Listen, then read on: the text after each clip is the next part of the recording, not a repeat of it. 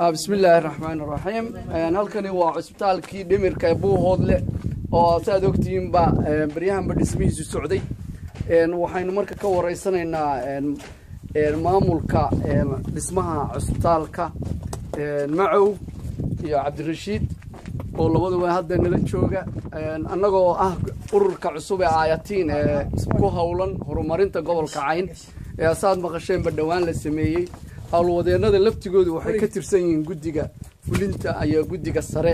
ay ka kala tirsan yihiin ururka Aayatiin waxaanuna midaynay hawlwadeenadii mashaariicda oo dhan iyo dadkii kale wax garadka ahaa iyo qurba joogtii baa ururka ku midaysan haddana waxaanu joognaa waa goobtii cusbitaalka muxuu ahaayay cusbitaalka dhimirka marka hadda waxaan rabaa inaan ogaano cusbitaalka goorta shaqadiisa la bilaabay qarash ilaa hadda inta ku baxday iyo ilaa hadda waxa loo hayo ku soo dhawaada bismillahir rahmaanir rahiim alxamdulillaahi rabbil caalamiin wassalaatu wassalaamu calaa rasuulillaahi sallallahu alayhi wasallam cusbitaalkan dhimirka oo Buuhoodle dadka maskaxda waalan cusbitaalka loogu talagalay in caafimaadkooda iyo noloshooda lagu daryeelo oo qabyo ah muddo hadda sanad ah iyo 2 bilood buu soo socday waxaana la bilaabay bishii Janaayo oo 2014 cusbitaalkan oo aad aragtaan qaybihiisu inuu ka kooban yahay qayb jiifa iyo qayb maaragtay loogu talagalay shaqada cusbitaalka iyo adeegiisa dhulka uu ka dhisan yahay waa 36 mitir iyo 36 mitir dhinac walba 36 buu yahay wuxuu ka kooban yahay 4 hool oo waaweyn oo dadka bukaanka ah inay seexdaan loogu talagalay iyo 7 qol oo loogu talagalay shaqada cusbitaalkan oo 4na wajahada hore ay albaabo ku leedahay oo farmasigii iyo waardiyihii iyo jikadii iyo stoorkii 4 qol xagga hore oo banaanka ay ka jeedaan oo ganjeelkay meel ku wada yaaliin 3 qol oo kale oo loogu talagalay service-ka dhakhaatiirtana gudaha ku yaaliin cusbitaalkan waa cusbitaal naqshadiisa si wanaagsan loo sameeyay haddana meel fiican oo qabyo abu maraya ilaahay mahdi haddaan xuso lacagta ku baxday cusbitaalkani waa 32,700 dhammaan lacagtaas waxaa bixiyay dadka qurbo joogta ah oo gobolkan u dhashay ama goboladan u dhashay Sool Sanaag iyo Cayn waan uga mahad celinaynaa hadda waxaan u haynaa lacag 20,000 ah shaqadiisina dib baan u bilownay insha Allah waxaan rajaynaynaa in aanu meel fiican gaarsiino lacagtaana waxa bixiyay shirkadda Dahabshiil Group waan uga mahad celinaynaa iyadana ururkan Aayatiin development oo laga aasaasay gobolkan Cayn oo dhammaan mashaariicdii qabyada ahayd oo gobolkan mideeyay uguna talagalay in sida baahidoodu ay u kala daran tahay in loo kala hormariyo dadkana la mideeyo muruqooda iyo maskaxdooda fikirkaas oo ka yimi dad walaalo ah oo qurba joogta ah dadkii gudaha joogayna ula yimi la qaatay in arintaas sida lagu mideeyo iyagana fikirkooda wanaagsan iyo maaragtay ku dadaalka wax qabadka bulshada in wax loo qabto iyo waxay noola yimaadeen buu uga mahad celinaynaa waan isku raacsanahay in priority-ga la kala siiyo mashaariicdaas haddana waa aragtaan cusbitaalkii heerkaas u maraya waa cidina uma maqna ceelna uma qabna Dahabshiil qaybtiisa waa ka qaatay qaybtii qurbo joogta oo 32,000 ahayd horena waa la dhisay qaybta dambana insha Allah waa ka wada qayb qaadan doonaa assalaamu calaykum waraxmatullaah jazaakallahu khayr waa mahadsantahay warbixintaada yaa ku daraya haddana waxaan arki doonaa qololka waxaan ku daranaa insha Allah bismillaah kulli sida walaalkeen Maxamuud uu sheegay cusbitaalka day waa aragtaan kulli insha Allah naqshadii sawirkiisa waa arki doontaan qaybi waxay taagan tahay 3 mitir oo qorigii baa la saarayaa qaybina 2 mitir bay taagan tahay oo mitir kala hore insha Allah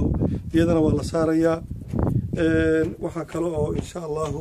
shirkadda Dahabshiil Group ay ballan qaaday inay dhameystiri doonto insha Allah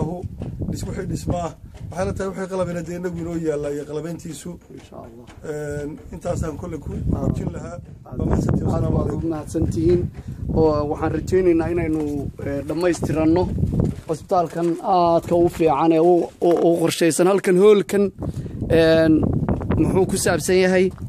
halkan weyn aad aragtaan kan wuxuu ku saabsan yahay waxaan ugu talagalnay 2 qaybood waaye waa la kala tirayaa waa 2 qaybood qayb waxaa la raacinayaa ragga qaybna waxaa la raacinayaa dumarka waana meeshay degi lahaayeen ugu talagalay shaqadaasuu leeyahay bukaan jiifka iyo qadada hadday doonadii ay ku filaado kuwaas ku filaado inay wax ku cunaan oo ku qadeeyaan oo ku nastaan haddii kalena in bukaan jiifku uu seexdo haddii alla idin waayahay halkanna waa suuliyaashii ama musqulihii loogu talagalay dumarka maadaama la doonayo hoolkii aan idin tusaynay dhinacan soke ay dumarku yeelanayaan marka halkaa musqulihii baa gelaya halkaa suuliyadii baa ku jira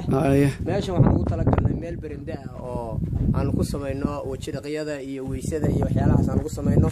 khaasatanna waxaan ugu talagalnay albaabkan inaan xidhno oo qofka gabadha markii la soo geliyo meeshan waa meeshii loogu qubayn lahaa oo loogu labisi lahaa oo loogu shallayn lahaa weji dhaqyadii iyo qubayskii baan ugu dacsanay inaan meeshan ku samayno waana meel khaas u ah dumarka iyo suuliyadii iyo intaasoo wada socoto wey qolkii saddexaad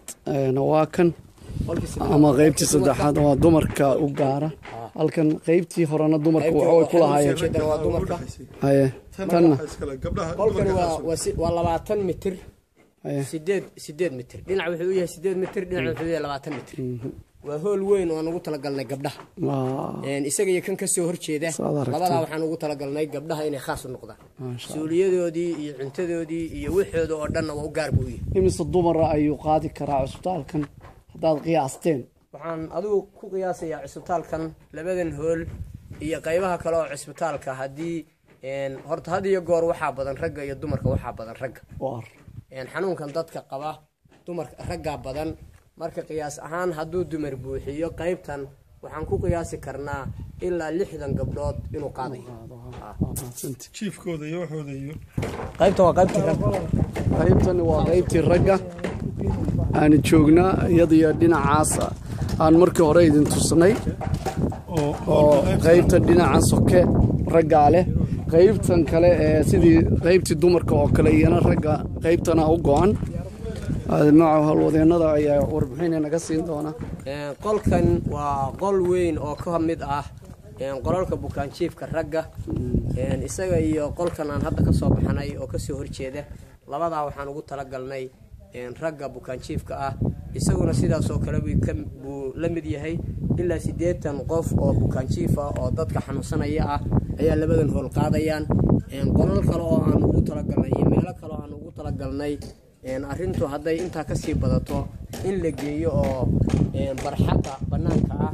ama geedhka bannaanka laga soo galo meelo gaar ah baan ugu talagalnay oo dadka dardaran iyo waxyaalaha lagu xidhxidho marka insha allahu dee cusbitaalku wuxuu u habaysan yahay 2 qaybood oo ah qayb ragga ah iyo qayb dumarka qaybtan waa qaybtii ragga qaybtan aan hadda maraynaa waa qaybtii suuliyada dadka xanuunsanaya loogu talagalay especially ragga waad aragtaan hoolkii wakaas ka kalena godkii waka musqusha kolle xaggaasaa la horay markaa warbixintaada wado insha allah qaybtani waa qaybtii suuliyada waana 2 fadhi baan ugu talagalnay waa nagu yar yihiin laakiin mustaqbalka adigu xilliga bilowga ah baan ugu talagalnay inaanu labadaas suuli kaga faa'iideysano hadday noo saamaxdana waa kordhinaynaa qoladan bukaanka waxaan ugu talagalnay ragga 2 qol qaybta kale xagga uga sii jeedo oo iyaduna 2 qol oo 2 qol oo kale aan waxaan ugu talagalnay shaqaalaha caafimaadka iyo dadka aan bukaanka ahayn insha Allah su'aalahan kalena waa idin tusaynaa dhinacan ay ka sii jeedaan aanu marayno waana kuwa shaqaalaha loogu talagalay deegaanaymo kuwii kale leeyihiin waana loo habeynayaa shaqaalaha waxaa lagu qori doonaa boorka ah shaqaalaha ay u gaartahay wabilaahi tawfiiq waa weli warbixinta inoo socod halkan qaybtii serviceka ayaan joognaa qol oo waaweyn oo bannaanka u soo jeeda barxadda geedka ah bayna ku soo jeedaan waxay ka soo jeedaan oo dhabarka ku hayaan cusbitaalkii qaybtii jiifka bay uga soo jeedaan xagga ganjeelka waana 3 qol oo loogu talagalay service waxaan ugu talagalay emergency saddexda qol waxaan ugu talagalnay tiimka caafimaadka cusbitaalka ka shaqeynaya meesha shaqada ku qaban lahayd ma sha Allah waxaan rabaa inaan su'aal idin weydiiyo lacagta 20,000 ee hadda dahabshiil group inoogu deeqday sida aniga ii muuqata wax badan baa ka dhiman cusbitaalka ma u malaynaysaa inay inoo dhammaystirayso mada lacagtan ma dhammaystirayso lacagta cusbitaalka qiimeyntiisii lagu qiimeeyay waxay ahayd 99,000 oo dollar lacagta hadda ku baxday waa 230,000 hadda aanu haynaa 50,000 bay halkaas isku noqonaysaa 50,000 oo kale oo cusbitaalkan dhammaystir lahaa ka dhimay aad baad u mahadsantihiin waa arrin muhiim ah inaynu ogaano cusbitaalku deeqdan kuma dhammaystirmayo ama shirkadii baa inoo dhammaystiri doonta dahabshiil group ama innagaa dhammaystiran doona laakiin message-kan waxaan u diraynaa waxaan rajaynaynaa inay dahabshiil inoo dhammaystirto haddii alla idmo khayr baan isku ognahay oo aad baa u mahadsantihiin waa ururka ayatiinna waxaan rajaynaynaa inuu horumarka qayb weyn ka qaato iyo midaynta mashaariicda iyo muxuu ahaa haddii alla idmo design aad iyo aad haddii alla idmo marka guddiga ayatiin miyaad wax ku daraysaa waxaan ku yara dari lahaa qoladan lacagta bixisay oo qurbo joogta ahaa oo 32,000 oo dollar bixisay qaybihii ay ka yimaadeen iyo lacagtaas siday u baxday dhammaan waxaan odhan karaa feedbackii ay nooga baahnaayeen waan u celin ma sha Allah qoladan dahabshiil iyo qoladan ururkan ayatiin oo horumarinta gobolka Cayn iyagana waxaan u ballan qaadaynaa in aanu feedback sax ah oo maalin kasta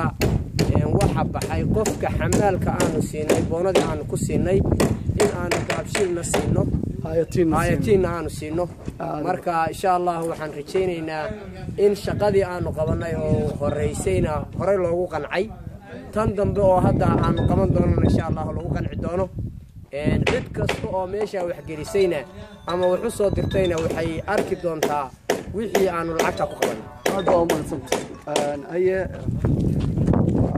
guddiga ayatiin xubnihi ka mid ah isbitaalkan waa isbitaal ku filan baan u malaynayaa 40 tuulo ee hoos yimaada Buuqoodle haddii ilaahay ka dhigo iyo wixii ku soo biiran haddii uu wanaagiisu u dhammaado sidaa marka ilaahay waxaan ka rajaynayaa inuu si dhaqso ah ugu dhammaado insha Allah saasaan rajaynaynaa insha Allah ururka ayatiinna shaqa u taala waad aragtaan mashaariicda qabyada ah oo kani u horeeyo airportkii ku xigo jaamacaddii ku xigto jeelkii ku xigo wadooyinkii ku xigaan muxuu ahaay cusbitaalka TB-du xitaa qabyo yahay waa badan yihiin waxaan rajaynaynaa dadkiina qurbaha jooga iyo dadkiina gudaha joogaba inaad ka qayb qaadataan howlaha lagu dhammaystirayo insha Allah muxuu ahaay mashaariicda qabyada ah si aynu kuwa kale oo cusub aynu u balangareysano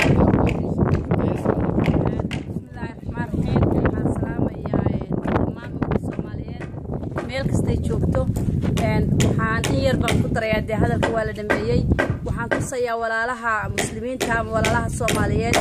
wixii dadka ummadda Soomaaliyeed u soo kordhaa ay tahay wax la wada leeyahay waad aragtaan cusbitaalka dhimirka oo ay ugu deeqday shirkadda dahabshiil waxqabadkiina ka socdo waxaan leeyahay mashaariic kasta oo aynu gacanta u qaadno way dhammaystir karnaa dadka qurbaha jooga gaar ahaan haddaad aragtaan walaalaheena Soomaaliyeed ee dhimir ahaan u maraya wadada iyo laamiyada waad qiroon lahaydeen in yar oo ilaahay khayr iyo xasanaad ka siiyo uu yimi Dr. Xabeeb dadkii waa la yaxshada guri jiray baa la distay oo jimcaha suuqa loo soo daayay iminkana meeshooda ka bilaabay waxaan rajaynaynaa inaynu mar walba gacmo wada jir wax ku qabsaan aan isugu tagno mashruucyada iminkana mashruucan insha Allah waa dhaqsayn ugu rajaynaa inuu ka jabakeeno wassalaamu calaykum warahmatullahi wabarakaatuh jazakallahu khayr aad baa mahadsantiin dhammaantiin barnaamijkeena intaasaan maanta ku soo koobnay wassalaamu calaykum warahmatullahi wabarakatuh